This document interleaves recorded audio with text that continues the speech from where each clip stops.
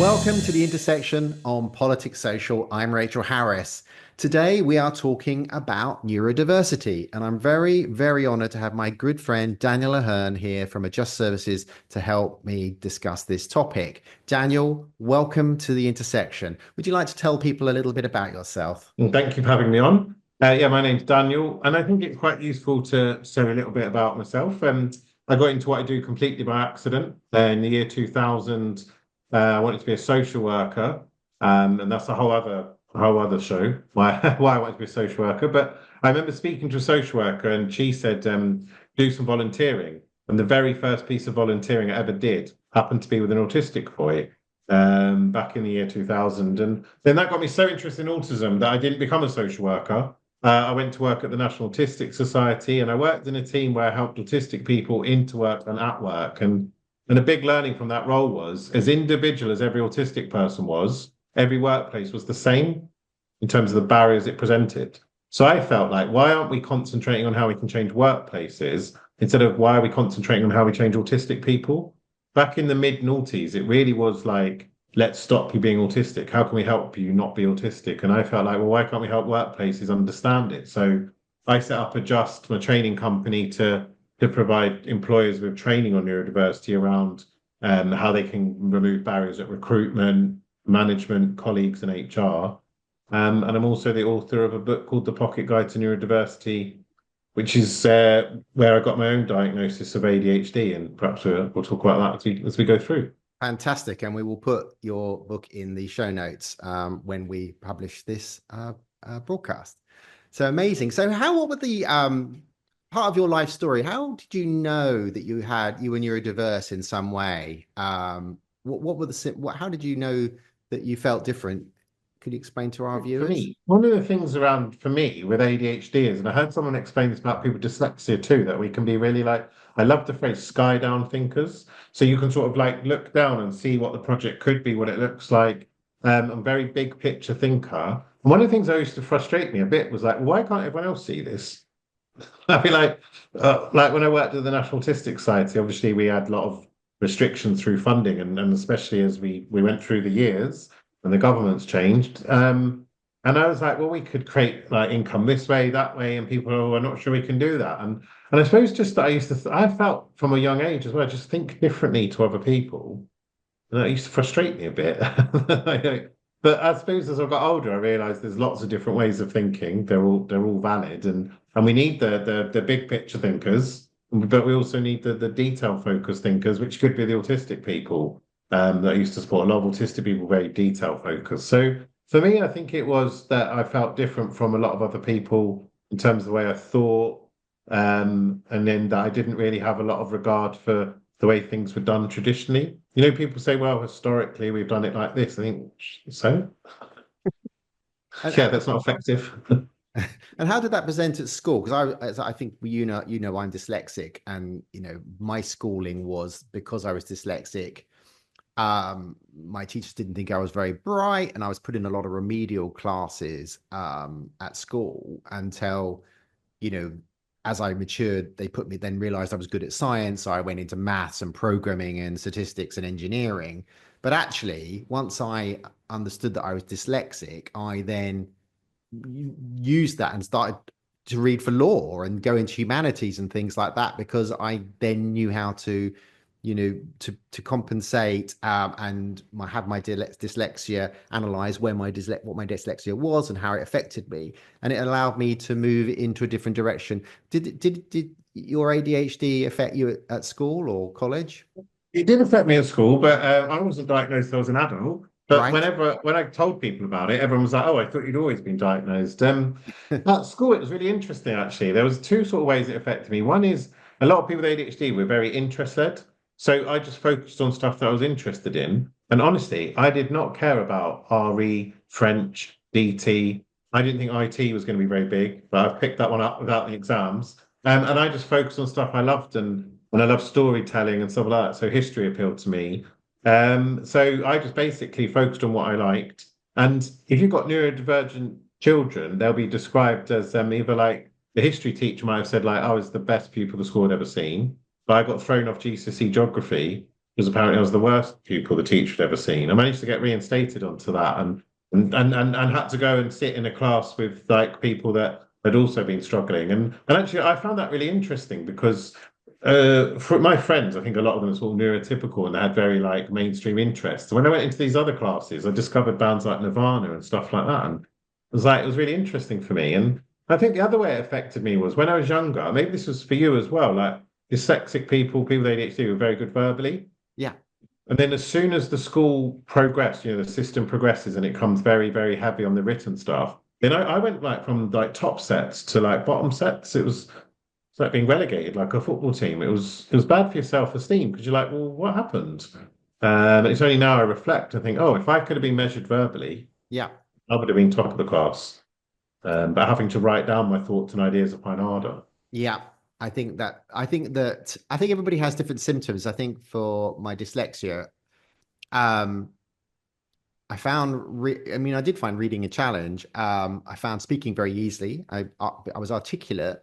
My brain works very, very quickly. So I find reading Yeah, I find it difficult because my brain goes faster than the words on the page. And I find yeah. that a really difficult, and it makes me very impatient. But it also, one of the skills I had, and when I was a project manager in defense, was I could see a problem like 50 steps away. I couldn't see Yeah. the bleeding obvious on fire in front of me, but I could see the problem that was going to happen 50 steps away. And Yeah. that was just it. So it was like a superpower, but you had to understand it. Yes. Yes. And yeah, and I get frustrated in my daily life when I can see those sort of things going to be happening in 1 week, 2 weeks, 3 weeks, and why can't anybody else? Yeah, it's Yeah, exactly. it'd be So frustrating. Yeah. I think it would be helpful for our viewers on the intersection for some of the language. I mean, unlike trans and non-binary, Mm. the space that I'm from, there is a lot of, ADHD, Asperger's, autism, dyslexia, and sort of it feels like neurodiversity is the umbrella term. Could you just talk us through some terms? And is there a nice blueprint of how they fit together or? I think so. I think there's many different interpretations, and I think that goes across lots of underrepresented or groups that could be protected characteristics. We don't all agree on terminology, do we, within our different communities?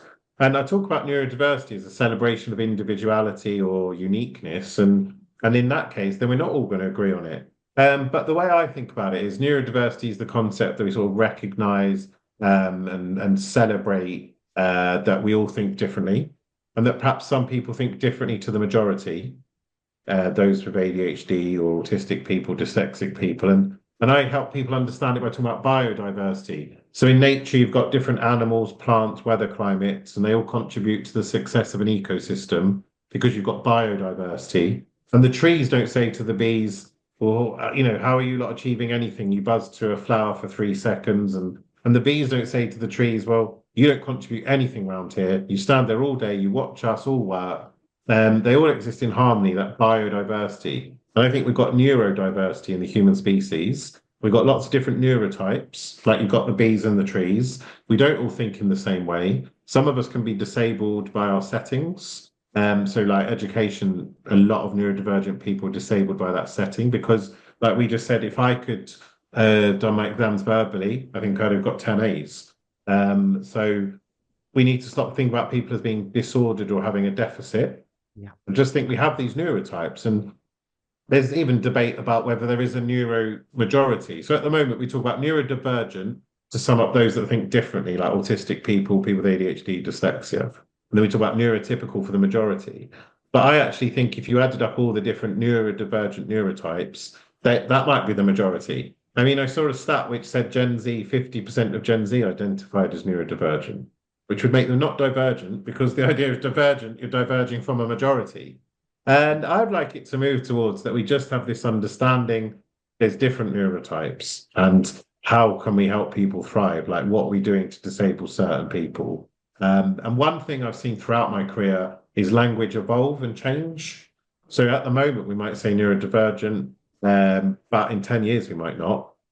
And when I was younger, we had to say people with autism, but now we've learned from the autistic community, it's an autistic person.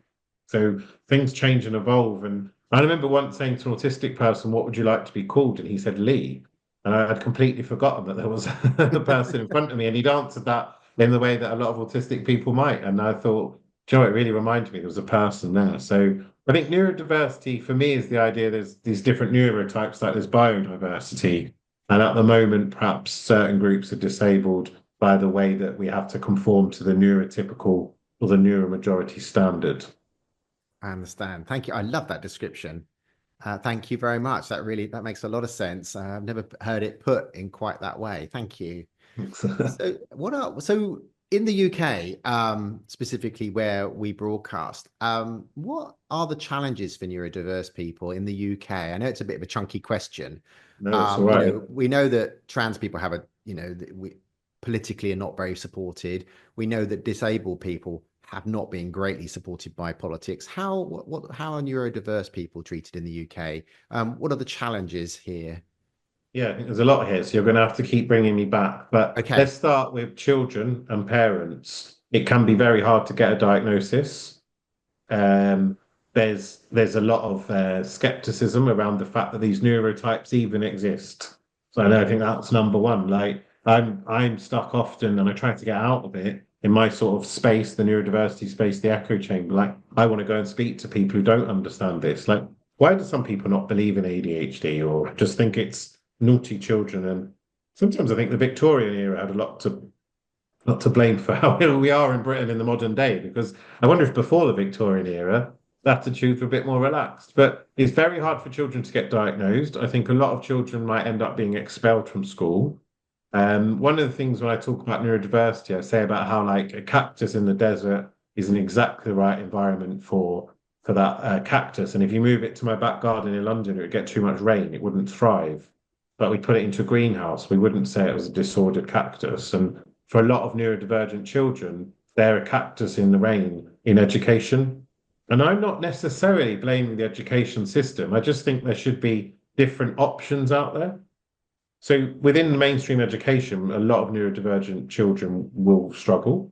Right. Then there's different layers to that, because actually a lot of women, girls, different gender identities don't get diagnosed with things like autism. And then, like, for instance, if you're a young black boy and you're presenting with autistic sort of traits, you might just get expelled from school. So there's lots of like it's interesting to talk. This program's called The Intersect. There's lots of intersectional issues around even accessing diagnosis, and I think that it's just unrecognized. Then that puts a lot of pressure on parents.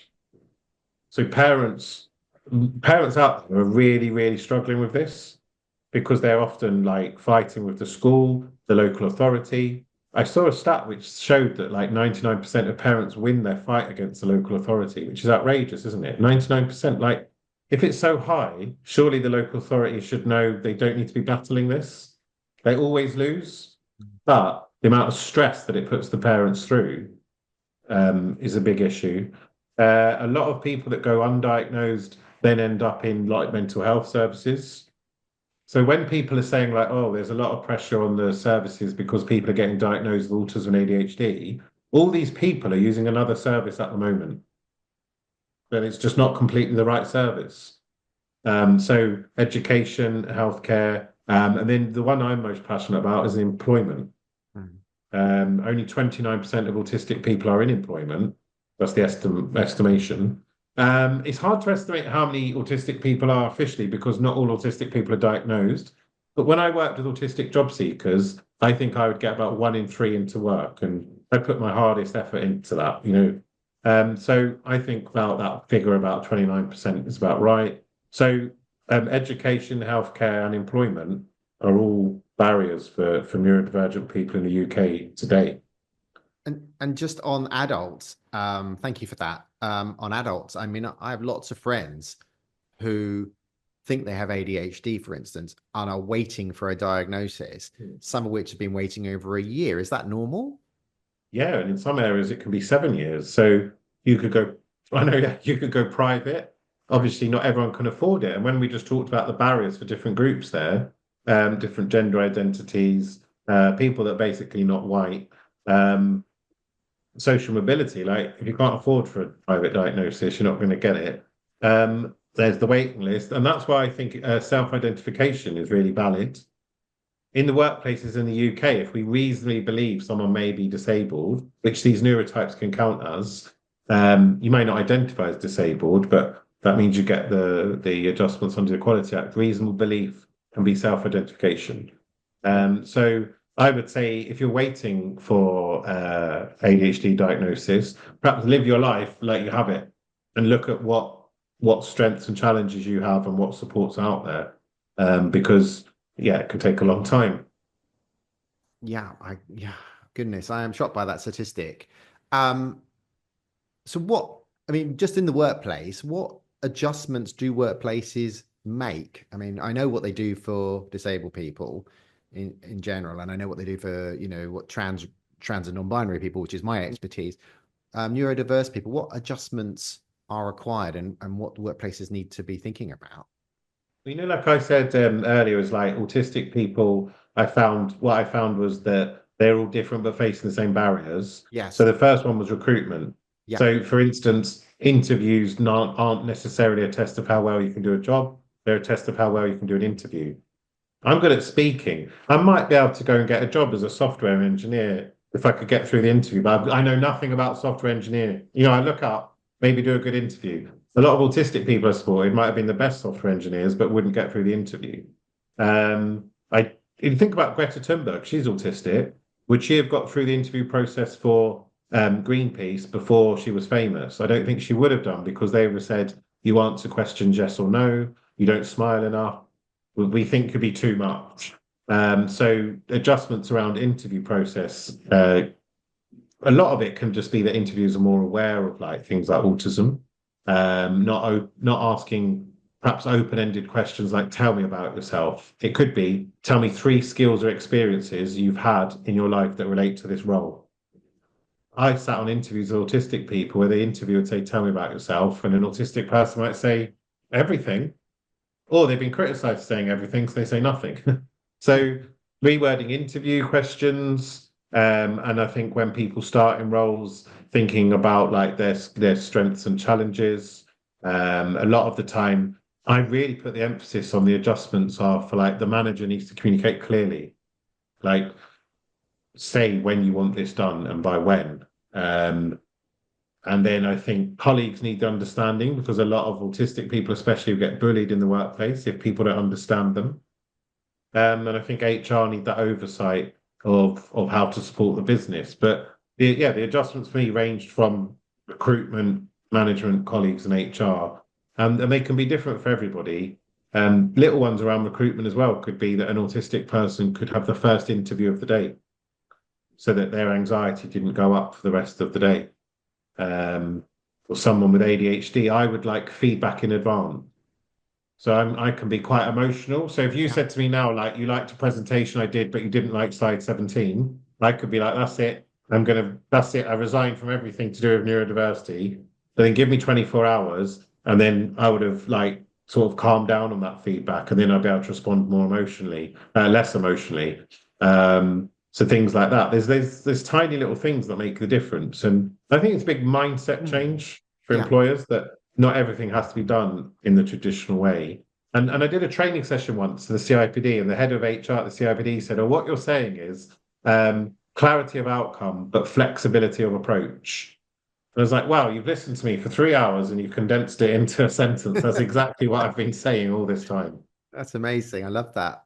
I like that's really. I'm going to write that down. I'm going to make a little note of that when Yeah. I. um, just outside the workplace, obviously, politics. This is a politics channel. Shocker. Um, outside the workplace, we are seeing hard right politics attacking trans and non-binary people, LGBT people, Mhm. women, Black people, Asian people. We're seeing a lot of hard right, nasty stuff. Do people who are neurodiverse, are they bullied on social media, attacked on social media in the same way as other characteristics? I think it can be, definitely. Um, and I think it's also interesting about the overlap, isn't it? Like one of the reasons that we first connected was because I came to you and said, like, Rachel, so much of the autistic community is trans and non-binary, and like I just need to know more about it. I don't know Yeah. enough about it. And so there's the definite intersect there. I Yeah. find it very confusing as well. And I suppose this is why individuality exists. But Elon Musk is autistic. Yeah. but he's not on our side. So that really, I find that really hard. And I suppose that comes back down to the thing that everyone's individual, and he's sort of picked up a narrative and gone with it, hasn't it, for his Yeah. own for his own gains. But Well, I think it, as I say, I think people, I always describe intersection as people are onions, trans, yeah, black, neurodiverse, lots of yeah, layers. And just because you have a characteristic, it doesn't make you a good person. Most of us no, are good people because we're fighting, we're activists, we're campaigners, but some of mm. us can be evil. And Yeah, Elon yeah, Musk. yeah, and So, no, yeah, evil geniuses like Elon Musk, which is, a shame because he probably could do so much good if he was on our side of the yes, fence. he's 100%. But I suppose it humanizes the differences, doesn't it? And It that we does. don't sort of like what's that? It's like infantilizing to be like everyone that's different is perfect, I suppose. Absolutely. So, allies, obviously we talk a little bit about allies. Everybody has an ally group, hopefully. What can allies do to help their neurodiverse friends, colleagues, family members? Do you have allies, and what would you expect them to be doing? I think it's if they heard something in the workplace and someone said, "Oh, that's so autistic," like for an ally maybe to be like, "Did you know that Lauren in HR's child's autistic?" I don't know, just like mentioning Yeah. like that there's connections to it. Being positive about the neurotypes, sharing like media articles and things like that that have been positive. Yeah. Moving away from the sort of narrative around being disordered and deficit or difficult.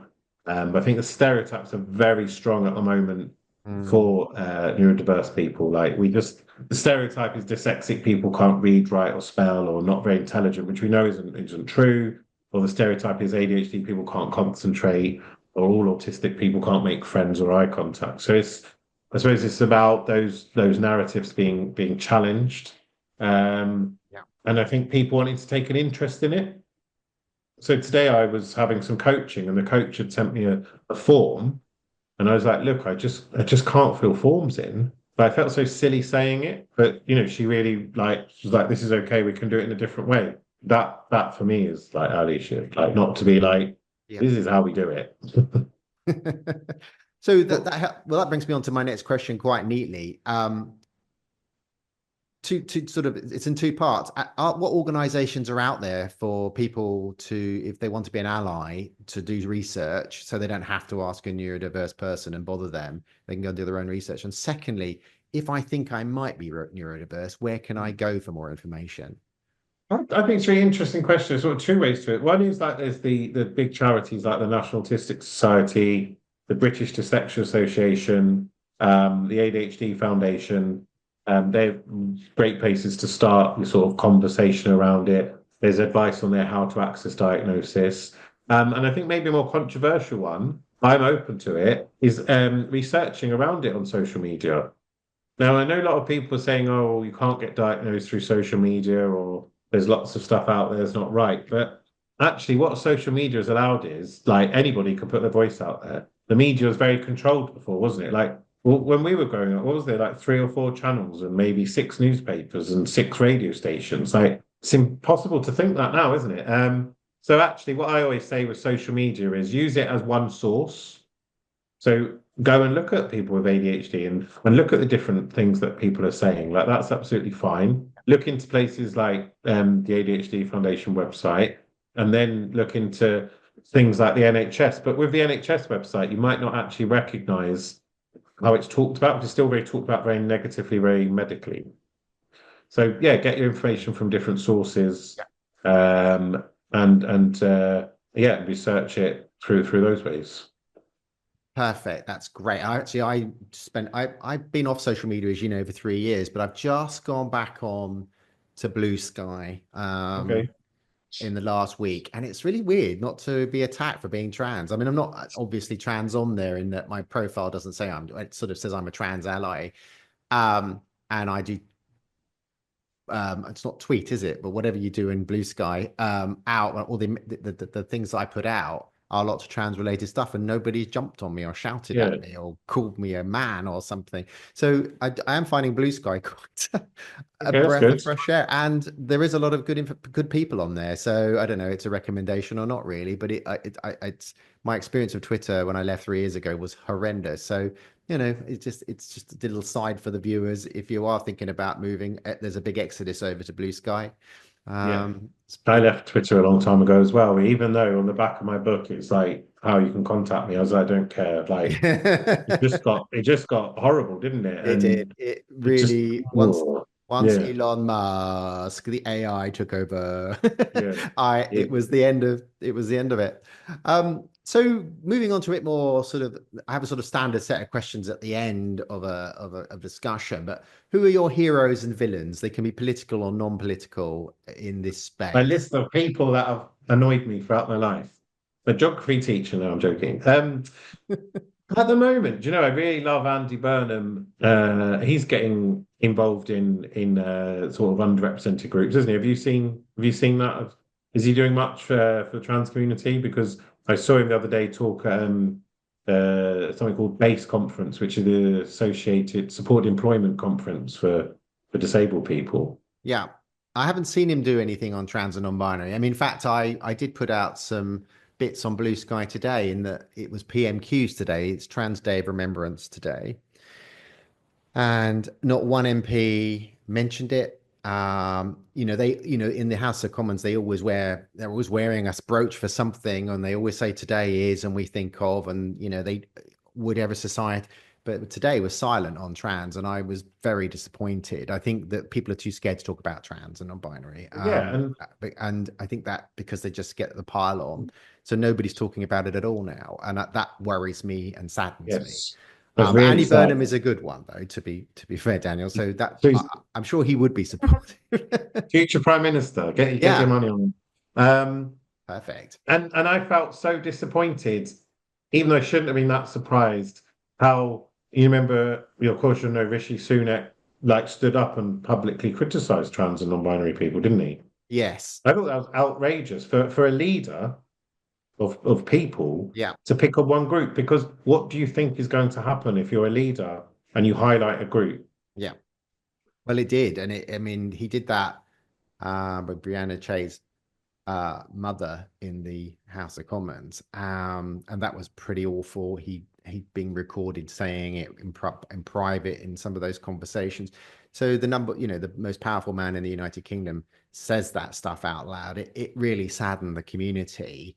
But it just leads on to as I often say on the channel, and my poor old intersection viewers will hear it, is trans kids, trans adults, same-sex marriage, women's rights, black rights, disability right. It's a pecking order, Yeah. and they work through them all and you're seeing that play out in Fast Time in Yeah. America, where they want white old men to run the whole country. And it is that worry that when the Prime Minister of the United Kingdom says that stuff, I don't even think he believes that stuff. I think he No, just was playing to this the is the crowd. thing.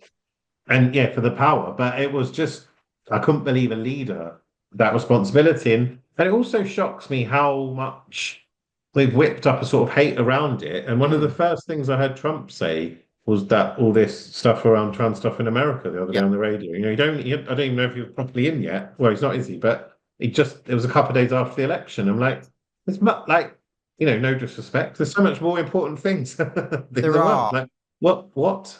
I mean, they spent nearly 500 million on adverts on children in sport and things, and there's 70 kids play sport across the whole of the United States. And it's like, and that was rather shocking that they were, and the whole thing about, Kamala Harris was paying for prisoners to have gender reassignment surgery. Well, that was two Mm. Yeah. prisoners in the whole of the whole time. Yeah. But it is always that othering and fear Yes. mongering and distraction from the fact that he's going to absolutely burn America down, and that is Yeah. just basically. But it always just leads on, that cold heartlessness will lead on to, as I say, to saying it's the route map past that trans adults who are under attack in the UK right now. It's moving on to disability, to Yeah. neurodiversity. Anybody that's different that's who they Yeah. were other, and they have no empathy when they think there's a political point to be made. I And wonder that's what if, worries me right across all diversity and inclusion. yeah, 100%. I just heard a phrase the other day that it's like the nail that sticks out get hammered down. I wonder if anyone rich enough could ever bring like a lawsuit for someone against, a leader saying something negative or horrible about a community and then someone being murdered. I wonder if that would ever go back to, because that's what motivates. There's like a motivator, and it sort of allows people Yes. to behave in that way. I think the fact is because communities aren't resourced and don't tend to be, I don't know many wealthy trans people. Um, uh, so when our community is under attack, how do we bring a lawsuit? How do we fund that? It's always the powerful punching down, never it's never the other way. And I think the fact is that any community that you have to rely on charities or small organizations to fund a legal case, and the other side is always so well funded, and I think Yeah, that is yeah, always the problem. um but that's not the reason not to fight. yeah, yeah, Organizations I'm involved with, as you know, we raise money and we donate it to trans organizations, only small amounts, but it helps them to seed them, and hopefully they'll grow into something stronger. mm, And I think that's what we all have to do, I think, as our campaigning and activism. yeah, And I think all the other thing is that communities need to stick together. So LGB people sticking together with the trans community. I mean, there are no trans people can be LGB, and neurodiverse people, and because trans and non-binary people can be neurodiverse, and black people who can be trans and non-binary and LGBT. And, we are complex people. And I think that if women and LGBT people and black people and Asian people and neurodiverse people and disabled people, you name it, stuck together as an ally and stopped these people putting wedges between us and turning yeah, us on each other, yeah, yeah. they wouldn't be able to defeat us, which is why they No, try that division. I think that's where we yeah. are. We'd be the majority, wouldn't we? We So would yeah, be. there's Absolutely. certain political figures that I think have done good, and I know it's another controversial one, but in this country, I think Tony Blair did a lot of good, Right. Okay. No, that's fine. personally. No, I mean, obviously the war might be a bit contentious, but he did do I a lot said of in good. this country, in this Yeah, in this country, country, he did do a lot or of good. Britain.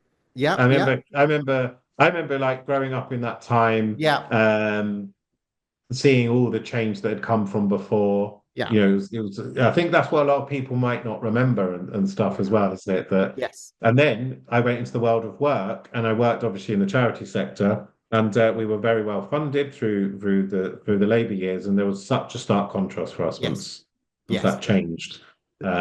So I will talk about, I feel like the good that happened in this country, yes, um, that there's some things I'd like to see come back, like the Sure Start centres and stuff yes. like that. No, that's a really good point. I mean, there was a lot of optimism when Tony Blair came in, that government came in, and I remember him winning. And I'm a bit older than you, so I was really working. I've been working for some time, and it was a lot of optimism and the Britpop Mm. era and all that Yeah. kind of stuff. It was unlike the current Labour Party, who I'm not the biggest fan of because they're horrible on trans people. But there was a lot of optimism, and I thought that optimism would happen with this Labour government. Mm. And all I've had is disappointment after disappointment after disappointment, for trans anyway.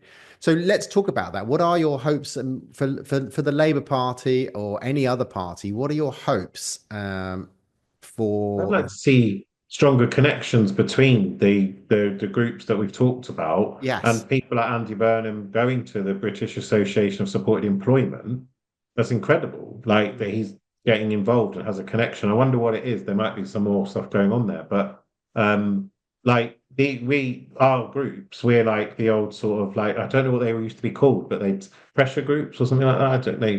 mm, But probably a better name for it these days. But more engagement with these communities, yeah, and understanding what people are going through, because then basically it's going to be good for them, isn't it? It's going to be good for votes. It's going to be good for the country.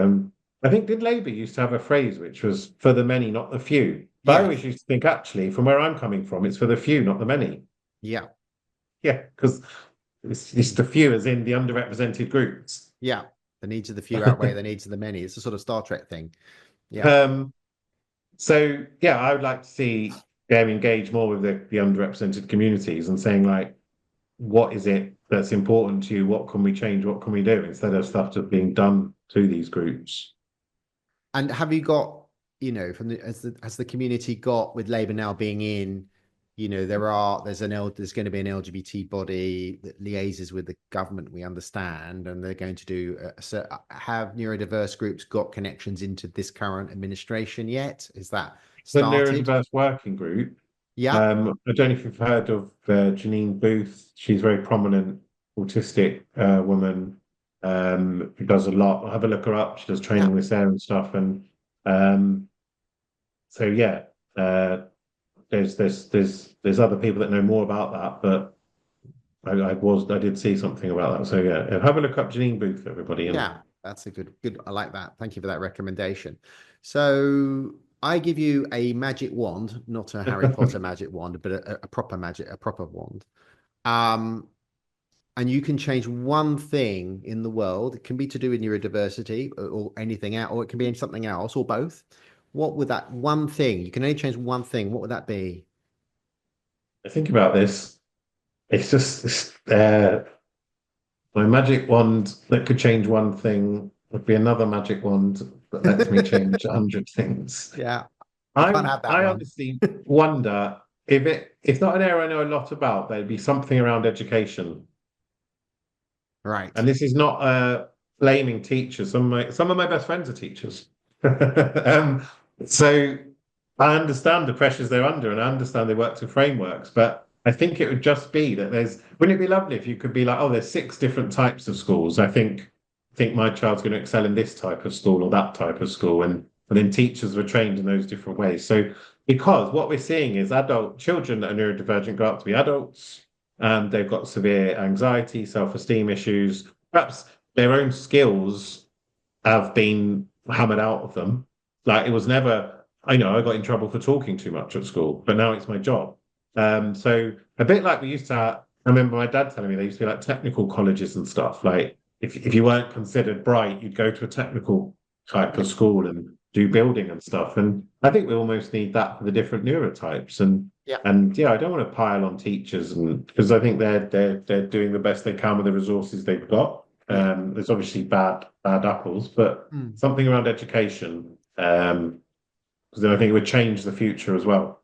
I love that. I mean, when I was young, I mean, funnily enough, we were just talking about this, but being neurodiverse meant that, I wasn't, considered bright, but actually I was in a certain way. And I went to a polytechnic, which was for people that were more, software engineering, programming, Yeah, math.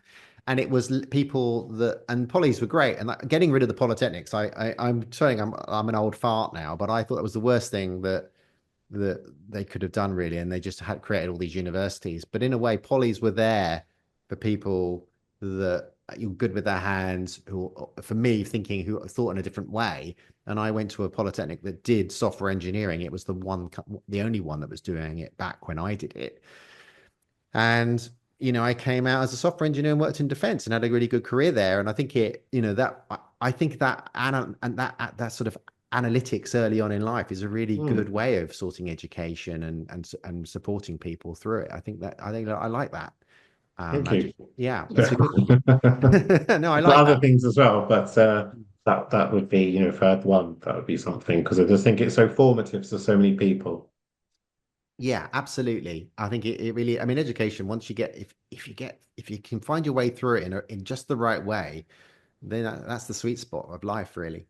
Um, Socials, how do people find you if they want to I'm follow based your well, I work? come off Twitter, so don't look for me on there or X. I'm basically now only on LinkedIn. So Right, search for me, Daniel Aherne, Neurodiversity, right. LinkedIn. I would recommend, going on to Blue Sky. It's a Okay, I'll safe, have a look. it's a safe space. I'm on there. And we'll put a link into your guide, the pocket guide to neurodiversity that you wrote, Yeah. in the program description. Graham will add that in. So the last question, as the Troll podcast always call it, pudding. What would one thing you would say positive for the future to give viewers hope in the neurodiverse space? Well, that 50% of Gen Z identifies neurodivergent. they're going to grow up, they're going to be our leaders. And I believe majority of neurodivergent people are a lot more empathetic to people that are like sort of underrepresented differences. So give it 10 years, give it 20 years, we'll definitely have a political leader, I think, that will be open about their dyslexia, ADHD, or autism. So that's what gives me loads of hope. And I'm struggling, and I hope it doesn't happen to me, but I want to be relevant. But at some point, maybe I have to give up talking and say, do you know what? My time's done. I'm handing over to the new generation now. Yeah. Because they might be like, why did you used to train companies about this? Yeah. Why did you write a book on this? We don't, this is so normal. Yeah. Do you know, I Um, used to be like you. That's exactly what I used to say 10 years ago. Oh, I okay. hope like, but I'm still doing it because it's got worse. Yeah. But I Well, hope in yeah. your case it gets better. Yeah. I think for like, for your community, like things were probably better 20 years ago, weren't It they? was. Which is, I no one transitioned. was bothering Yeah. politically. Yeah. 20, I can't remember how long ago I was, but it was over 20 years ago. Um, it was easier back then than it is now. Up to 2016 was the sweet spot for me. Oh, really?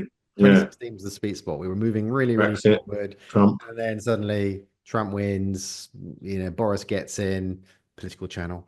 Boris gets in, transphobia sells, clicks on media, and boom, Yeah. the whole country turns against you. And we are holding our own, but it's tough, right? And we are Yeah. the front line because we're holding it you know, for LGBT community. Yeah. Trans people are at the front of the battle, but for women's rights, disability right, we are the battleground. If we lose, then they'll move on to the next onto the next group, Yeah. and that's why allyship is super important for all of us. So Yeah, Daniel but Aherne, yeah, thank you so much for coming on to the Intersection on Politics Social. I hope you'll come on again and talk to us I could again. talk to you all day, I think, all week. We could chat, couldn't we? And you'd be very welcome. Thank you very much. So that's the intersection for this week. There won't be another one this year. We are going to be, Graham is still on his island. So we will start again in January with a new topic and a new subject. And so before then, I wish you a happy Christmas, happy holidays, and I'll see you all next year. Thank you very much.